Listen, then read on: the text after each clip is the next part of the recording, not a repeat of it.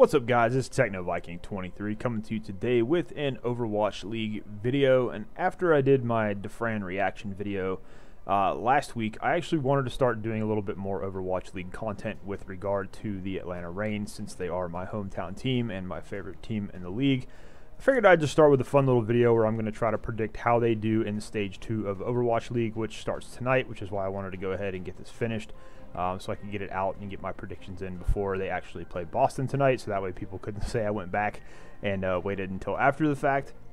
But I just wanted to kind of go ahead and give you my idea, my opinion, how Stage 2 of Overwatch League is going to go, especially for the Atlanta Reign.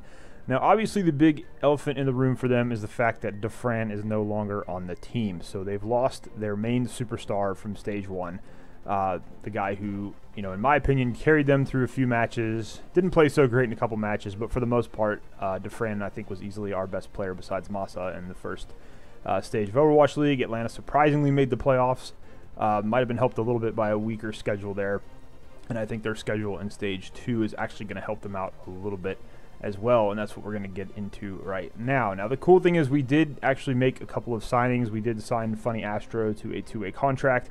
And we also picked up Babybay a couple days ago from the San Francisco Shock. I think he is a great pickup for this team. I think his playstyle and his hero pool is going to fit in really well with the Reign, even though he hasn't been playing much this season at all.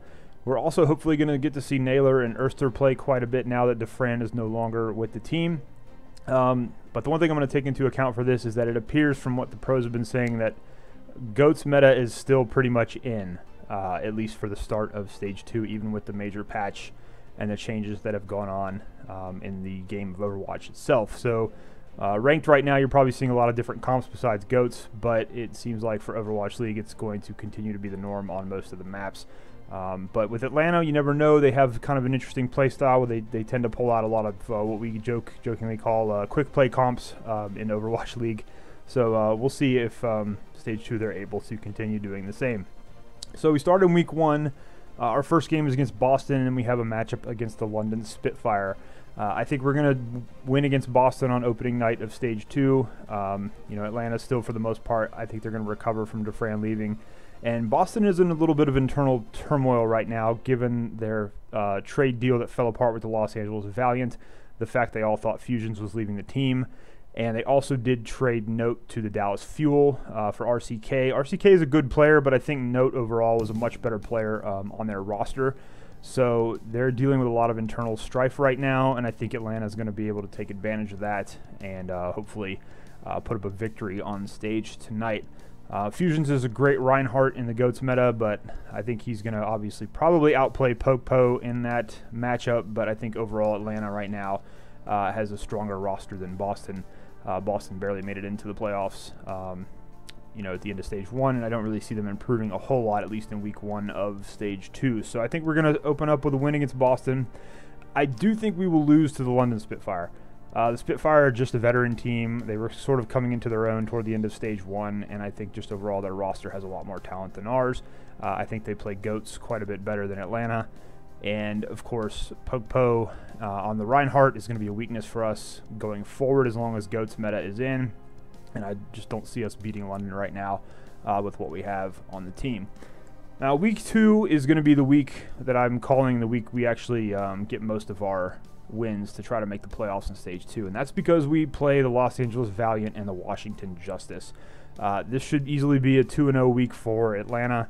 The Los Angeles Valiant, obviously, on the other side of that Boston trade deal that fell apart, they are having all kinds of issues right now with their team makeup. They were 0-7 in Stage 1. All their players look pretty dejected up on stage, and their organization has been going through a lot of turmoil, losing coaches and just causing bad trade deals and all kinds of other things. So I think we're catching them at a perfect time. That's going to probably be an easy win for us, and they have just looked absolutely terrible playing on stage all year so far in the season. So I don't think we'll have any problem beating Los Angeles Valiant. I don't think we'll have any issues beating the Washington Justice either. They were kind of the doormat team besides the Los Angeles Valiant in Stage 1. So I think this is going to be a week Atlanta picks up 2 wins quite easily. Now, week 3 is where things get a little bit tougher. Like I said, the schedule's not that difficult for Atlanta this stage, but we do have to play the New York Excelsior, who to me are still one of the top 3 teams in the league, despite them choking in the playoffs to the Seoul Dynasty. I still think they're an incredibly good team, along with San Francisco and the Vancouver Titans. They're probably top 3 teams in the league, even going into Stage 2. And I just don't see Atlanta having the roster strength to defeat New York, especially in the GOATS meta. I just don't see it happening, at least in Week 3. There's another game with them in Week 5, which we'll talk about here in a minute. The other game in Week 3 is against the Guangzhou Charge, a team that's been kind of inconsistent, and I think Atlanta will pick up a win against them. Again, I just think in the game of the varied roster comps, I think Atlanta can just outplay Guangzhou in this, and I think that's going to be a win for the Reign, which will hopefully at that point give them 4 wins and put them right in the middle of the playoff hunt for Stage 2. Week 4, Atlanta actually has a bye week, which is good because that gives them an entire week to get ready for a rematch with the New York Excelsior in Week 5. And I'm going to be optimistic and say with a week of preparation time and having played them once already in the stage, and maybe even with some kind of meta shift that late in Stage 2, I think Atlanta will pull off the upset of the New York Excelsior in Week 5. And that will give them a 5-2 Stage 2. I think that easily puts them into the playoffs.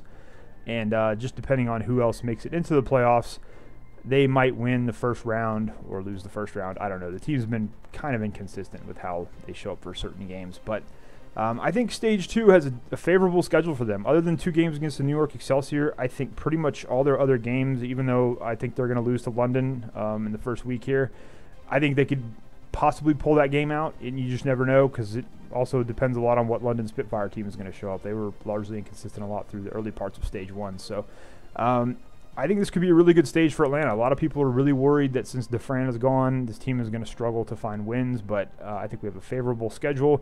I think the pickup of Babybay was really, really good. And one thing I've been telling a lot of my friends who are also rooting for the team, since most of us were on board before Dafran was even signed, this team was built mostly around Erster. He was like the big DPS signing that we got before Dafran was even considered for the Overwatch League. So he was the guy they really wanted to build the team around. He's going to supposedly be the superstar DPS guy. He looked pretty good throughout Stage 1, the times that he did get in. So I think we're going to be okay.